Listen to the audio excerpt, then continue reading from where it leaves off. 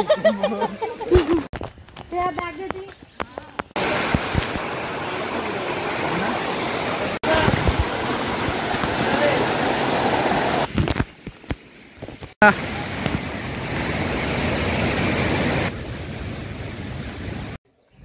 पहाटे लवकर पोचलो आम्ही। मागच्या व्हिडिओमध्ये दाखवलेलं मी भिरामध्ये हे रायगड तामिनी घाटाच्या पुढं। इथं हे मातोश्री निवास आहे। सगळेजण इथं उतरतात जे ट्रेकिंगला येतात पुणे मुंबई आणि बाहेरच्या गावांमधून। सगळेजण लवकरच येतात किंवा मध्यरात्री येऊन इथं आराम म्हणजे झोपतात आणि नंतर सकाळी फ्रेश होऊन मग ट्रेकिंगसाठी लवकर सुरुवात करतात। आम्ही आता इथून गाडीत बसून आवरून बेस पॉईंटला निघालो पोहे खाऊन। मागचा व्हिडिओ बघा ज्यांनी बघितला नसेल त्यांनी बसमधला। आता बेस पॉईंट आहे तिथून ट्रेकिंग सुरू होणार। लवकर बाहेर पडायचं कारण इथं गर्दी असते भरपूर। देवकुंड धबधबा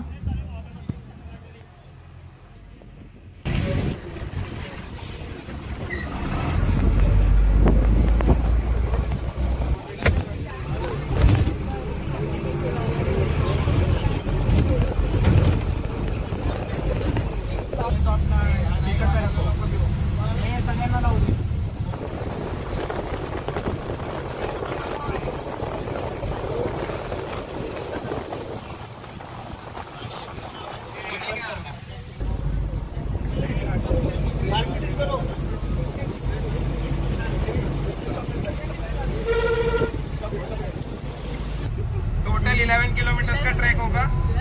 ठीक है, अभी लीड करेंगे अपने विनू भैया। ट्रेल पे मैं रहूंगा। ठीक है मैम, फेमस नहीं करना है हमको। अभी बाकी के भी ग्रुप्स हैं, इसीलिए ट्राई करो अपने सभी लोग साथ में रहो। ठीक है, इफ बाई चांस कोई आगे पीछे हो जाता है, हमारी वो दूसरा ग्रुप रहेगा ना।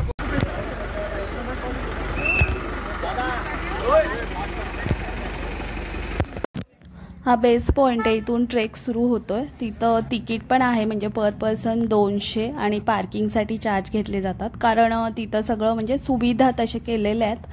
आधी इथं बरेचसे ॲक्सिडेंट झालेले आहेत पाणी वाढल्यामुळं, त्यामुळे सगळीकडं तिथले लोक पण असतात लक्ष द्यायला आणि सगळे तिथं रजिस्ट्रेशन करून घेतात की किती जण जाणार आहेत किती जण येणार। आणि सगळ्यांना म्हणजे ग्रुपचे लीडर आहेत त्यांना वॉकी टॉकी पण दिली जाते कोण कुठे आहे ते समजण्यासाठी आणि सगळ्या सूचना दिल्या जातात धबधब्यात जाताना कसं पाणी वाढलं तर काय करायचं किंवा तिथं असे बोर्ड पण लावलेले आहेत।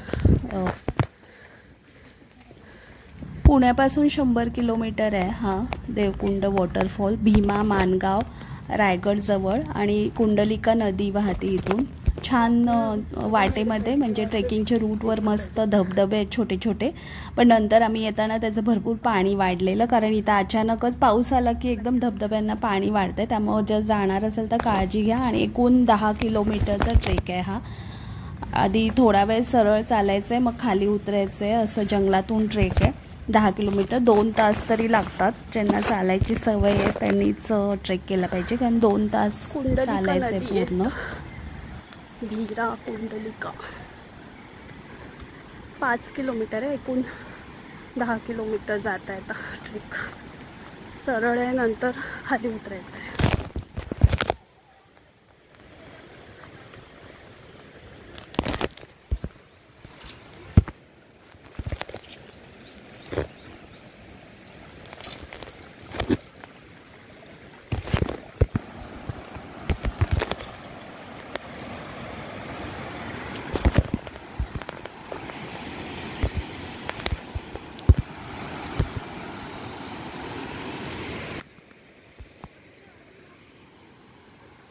मला तर एवढी चालायची सवय नाही आहे म्हणजे मी आधी जायचे कॉलेजमध्ये असताना ट्रेकिंगला नंतरसुद्धा, पण आता भरपूर गॅप झाला। पण इथं असं काही त्रास नाही झाला। आधी पण मी मागच्या वर्षी कातळधा धबधब्याला गेलेले दुसऱ्या ग्रुपमधून।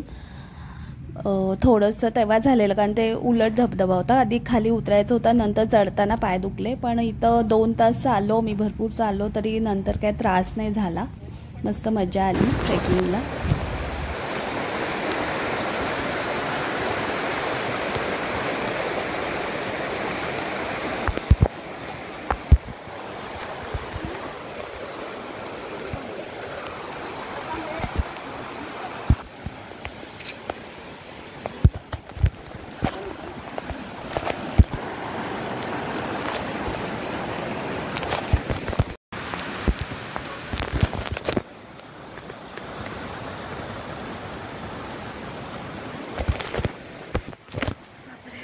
लागतो, चालायची सवय पाहिजे. तरी हा सोपा प्लेन आहे, तरीसुद्धा वॉकिंगची सवय पाहिजे. मस्त आहे, पण धबधबे छान आहेत सगळीकडे.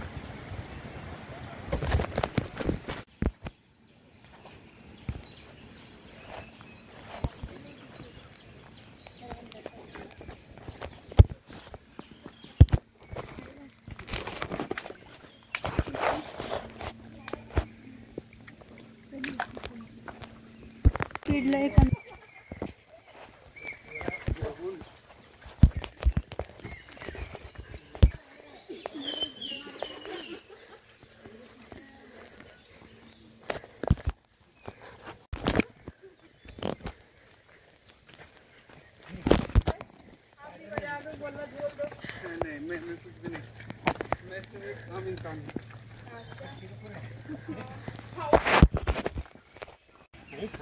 अरे तुम्हारा दोनों का नाम रखा है।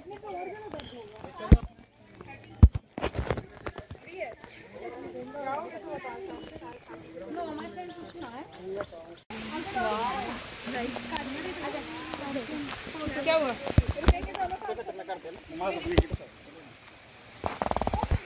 काय ते पाणी, काय ते डोंगर.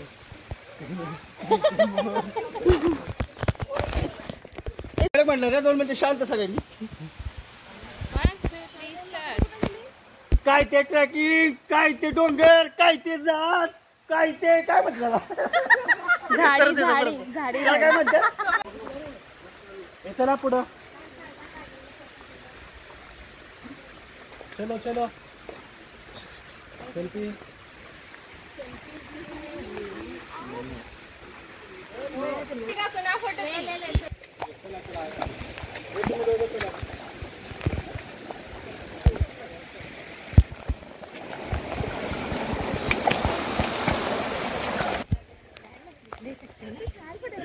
नाही मी नाही काढत, मला फोटोच काढतो.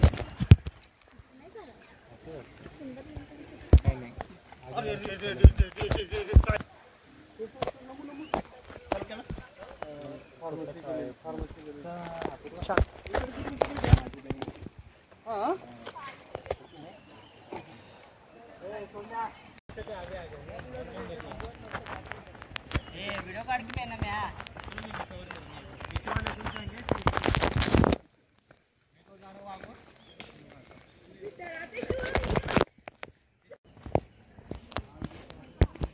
शांत आहे आणि अंधार आहे.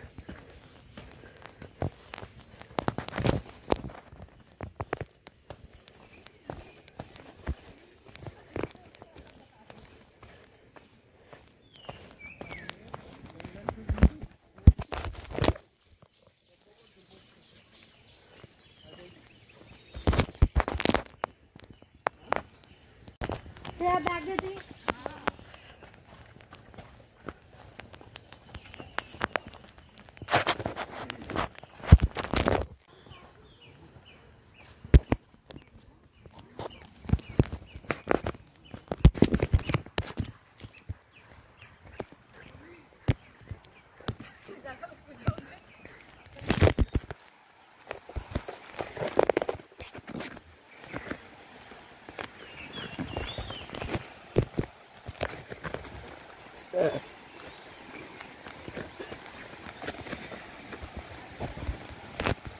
ट्रेकिंगच्या रूटवर भरपूर छोटे छोटे धबधबे आहेत आणि पूल पण आहेत, म्हणजे साकव असतात ते ब्रिज, ते पण 3-4 आहेत.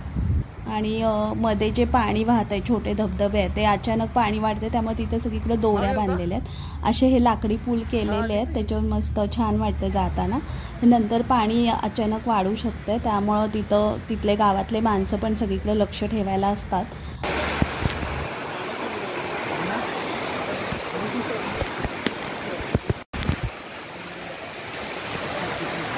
मी आहे मागं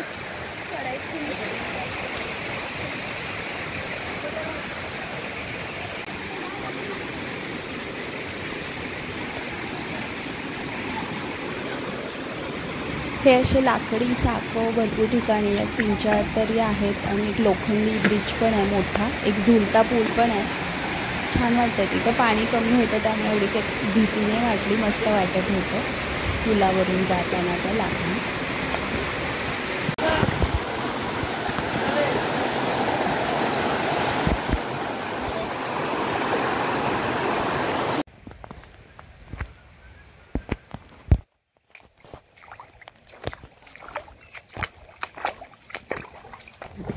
असं पाण्याचा आवाज छान येतोय. पाण्यात पाय बुडवून जाताना साईडहून दगडं पण होते, पण मी ते आवाज ऐकण्यासाठी पाण्यात पाय बुडवून जात होते.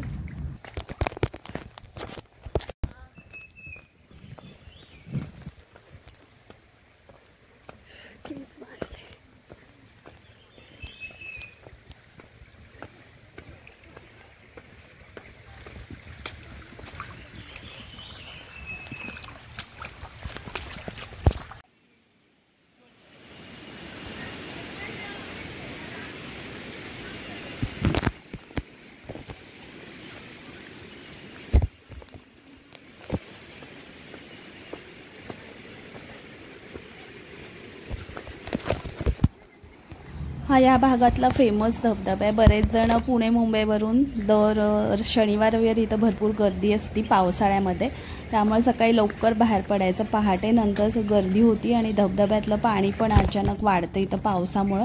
असे बोर्ड लावलेले आहेत सगळीकडं, म्हणजे कोण चुकू नये रस्ता म्हणून. देवकुंड धबधबा असे झाडांवर बोर्ड लावलेले आहेत आणि रिबिनसुद्धा बांधलेले आहेत.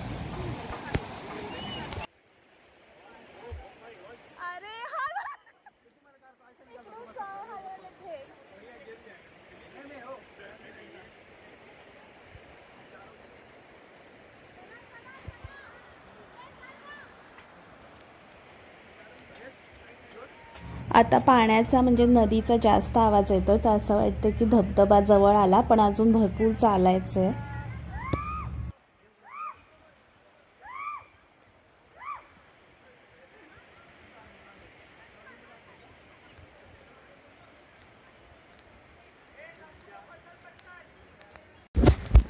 मी अशी तर एकटीच होते, म्हणजे ओळखीचे कोण नव्हते. पण ट्रेकिंग करताना आणि काय बाकीचं कायच असं लागत नाही आपल्याला. इकडं तिकडं लक्ष, सगळं निसर्गाकडं लक्ष राहतं आहे ट्रेकिंगमध्ये, म्हणजे रोडवर. आणि साईडला धबधबे, छोटे छोटे नदी, हिरवगार निसर्ग, त्यामुळं काय नाही. आणि सगळेजण होतेच म्हणजे एकमेकांना सपोर्ट करत.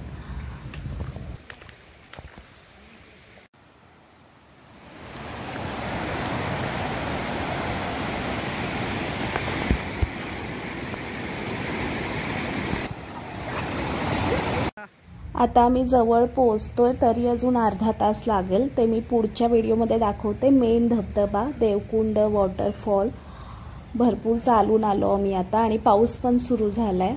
आता ते नेक्स्ट व्हिडिओमध्ये असेल. आणि हा व्हिडिओ आवडला असेल तर लाईक करा, शेअर करा आणि सबस्क्राईब करा.